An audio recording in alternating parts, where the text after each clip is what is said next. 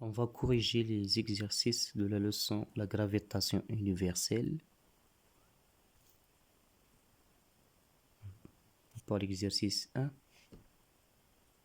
on a deux boules A de masse MA égale à 50 kg et B de masse MP égale à 80 kg. Elles sont sur le sol. La distance entre leur centre est D égale à 2,5 mètres.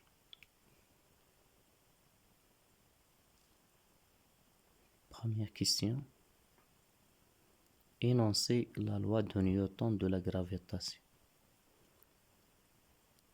Alors, Newton, il dit que il y a une force d'attraction gravitationnelle entre deux corps A et B. Entre deux corps A et B, il y a une force d'attraction. Elle s'appelle force de la gravitation universelle. Donc ça, c'est l'énoncé de la loi de Newton.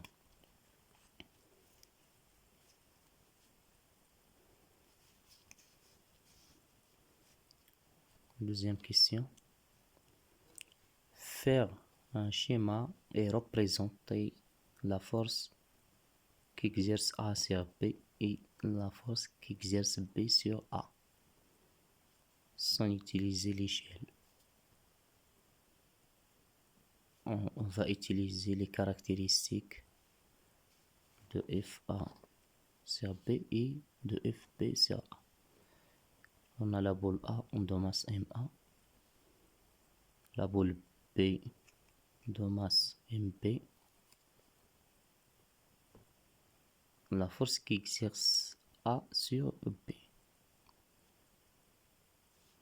et la force qui exerce B sur A.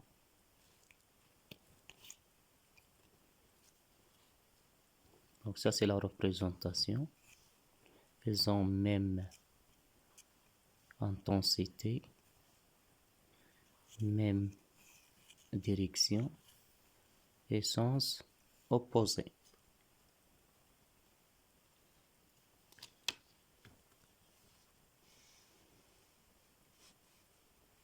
Troisième question. Donnez l'expression de l'intensité de la force FA sur B, la force qui exerce le corps A sur B. Alors, on va utiliser l'expression mathématique. FA sur B, c'est la constante de la gravitation universelle G multiplié par la masse de A fois la masse de B sur la distance D au carré.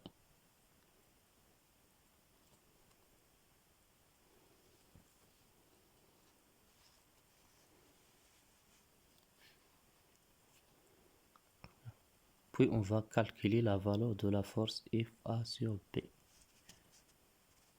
On va faire l'application numérique.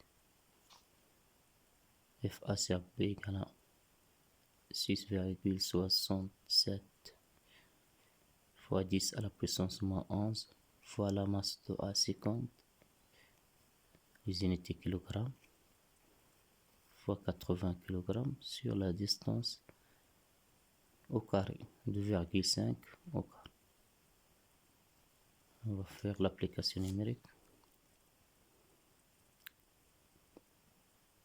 4,27 fois 10 moins 8 newtons.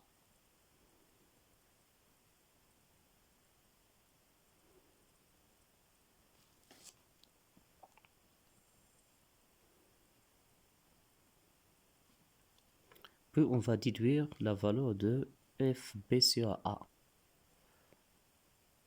On sait que la force FB sur A égale, elles ont même intensité que FA sur B. Alors, on va déduire que FB sur A égale FA sur B égale à 4,27 fois 10 moins 8 newtons.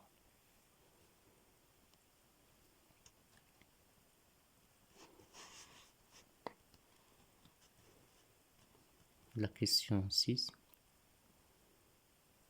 Calculer le poids de P de la boule A et le poids de la boule B. Alors, on a les masses et on sait la relation P égale à MA fois G. Pour la boule A, 50 fois 10, 500 newtons. Ça, c'est le poids de la boule A. Pour la boule B, P égale la masse de P fois G, 80 fois 10, égale à 800 newtons.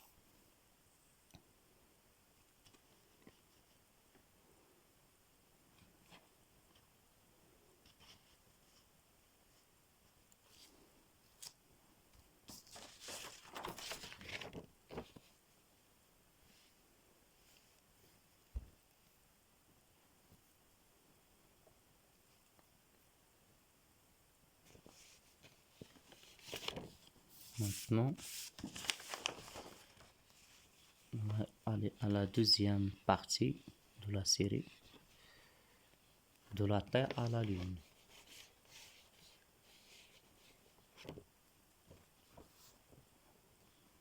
De la Terre à la Lune. Donnez l'expression de l'intensité de la force de gravitation F T sur S. La force exercée par la Terre, c'est un objet de masse M sur le sol. Donc on a la Terre, un objet de masse M sur le sol, la surface de la Terre. C'est-à-dire la distance entre le centre de la Terre et le corps S, c'est le rayon de la Terre. On va écrire l'expression mathématique d'après la loi de Newton. F T sur S égale la constante de la gravitation universelle G fois la masse de S, M, fois la masse de la Terre, MT, divisé par la distance entre la Terre et S au carré. Le rayon RT au carré. Deuxièmement, donnez l'expression du poids P de cet objet en fonction de M et GT, la pesanteur terrestre. On a noté GT, la pesanteur terrestre. Et donnez l'expression du poids P. Le poids P, c'est la masse M fois GT. P égale à M fois GT.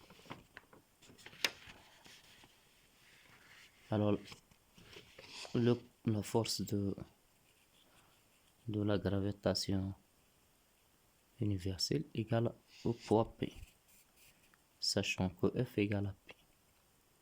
Donnez l'expression de GT en fonction de la constante de la gravitation universelle, le rayon de la Terre et la masse de la Terre.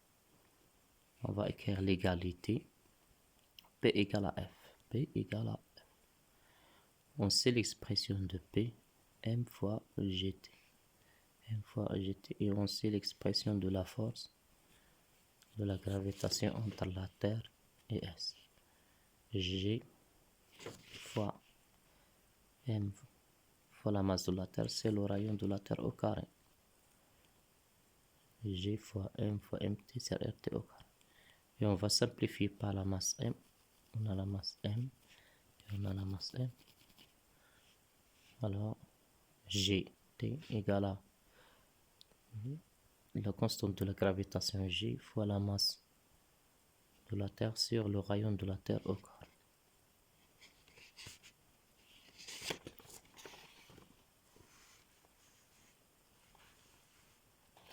Maintenant, par analogie, on déduit à l'expression de GL l'intensité de la pesanteur à la surface de la Lune Alors, on va faire la même chose. Donc, on a la Lune. Le corps se trouve sur la Lune de masse M. La masse ne change pas. Alors, la distance entre la Lune, le centre de la Lune et le solide S, R Lune, et par analogie, par comparaison, GT, G Lune, grand G, la Lune a une masse ML, masse MT sur le rayon RT au carré, RL au carré. Donc par analogie, on a l'expression de GL.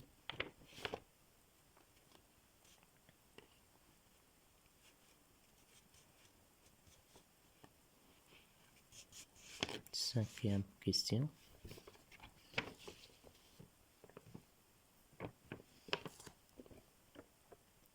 L'intensité de la pesanteur à la surface de la Lune est 6 fois plus faible que l'intensité de la pesanteur à la surface de la Terre. Calculer la valeur de la masse M de la Lune. On a l'intensité de pesanteur à la surface de la Lune, est 6 fois plus faible que l'intensité de pesanteur à la surface de la Terre. On va traduire ce texte en équation mathématique.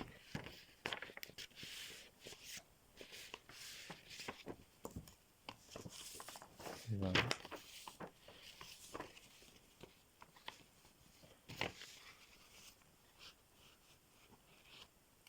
G Lune est 6 fois plus faible que GT, c'est-à-dire G Lune égale 1 sur 6 fois G Terre.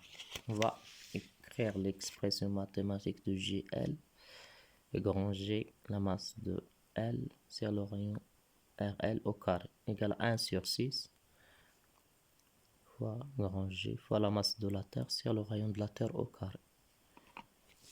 On va simplifier par G. Donc la masse de la Lune sur le rayon de la Lune au carré égale 1 sur 6 fois la masse de la Terre sur le rayon de la Terre au carré. On a ici donc la division pour déduire la masse de la Lune. Elle devient la multiplication, donc la masse de la Lune égale le rayon de la Lune au carré fois 1, c'est le rayon de la Lune au carré, sur 6, multiplié par la masse de la Terre sur le rayon de la Terre au carré. Et on va faire l'application numérique pour déduire la masse de la Lune. Donc 1740 km, 10 à la puissance 3 au carré, si on veut convertir au mètre, sur 6 fois la masse de la Terre, 5,98 fois 10 à la puissance 24, sur 6400 fois 10 à la puissance 3 au carré. On va faire l'application numérique. On trouve que la masse de la Lune est à peu près égale à 7,37 fois 10 à la puissance 22 kg.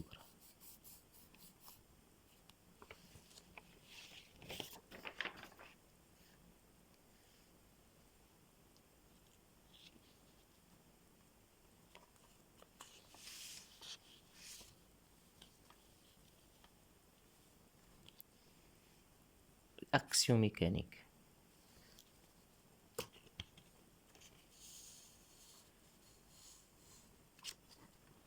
On a un cube de masse M, 0,50 kg, est maintenu en équilibre, se trouve en équilibre sur un plan incliné à l'aide d'un fil.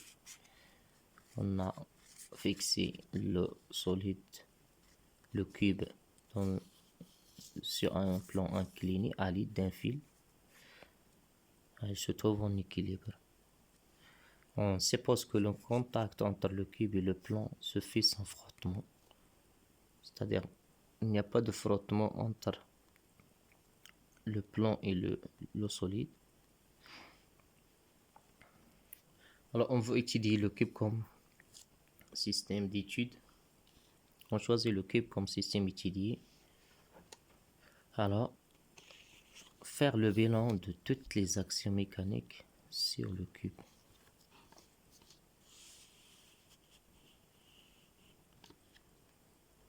On a le poids P. La Terre, elle attire le cube, le poids P du cube. La force T, l'action du fil. Et la réaction du plan R. Trois actions mécaniques. Alors, pour chacune des actions, précisez si l'action exercée est une action à distance ou de contact, localisée ou répartie. Il n'y a pas de contact entre la Terre et le solide, donc P, c'est une action à distance. Il y a contact entre le cube et le fil. Alors c'est une action de contact dans un point donc localisé ou bien ponctuel. L'action ou bien la réaction du plan, il est de contact, il y a contact, mais dans une grande surface. R de contact réparti.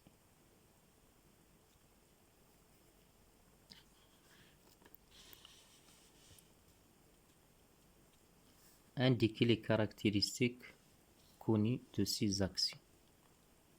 Indiquer les caractéristiques connues de ces actions. Alors les caractéristiques, on a force, trois forces, origine, direction, sens et intensité. On a l'intensité du poids P, 6,5 newtons. La masse fois G, M fois G, 0,5 fois 10, 6,5. L'intensité de T, non, on n'a pas la valeur. À l'origine, toujours l'origine du poids P, c'est G, le centre de gravité du corps S. La direction, c'est la verticale passant par G. Le sens vers le bas. Pour T, l'origine, c'est le point de contact A. La direction, c'est la direction du fil.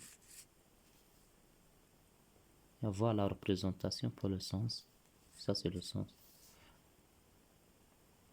Pour R, l'origine, c'est le point de contact qui est le centre de symétrie de la surface de contact. On a la surface de contact, une grande surface. On va chercher le centre de symétrie de cette surface notée O. On va prendre la perpendiculaire au plan incliné. La perpendiculaire au plan incliné qui va passer par O parce qu'il n'y a pas de frottement. On va voir le cas où il y a frottement. Finalement, donc le sens c'est ça, donc on va la représenter. Alors la dernière question, c'est représenter les forces.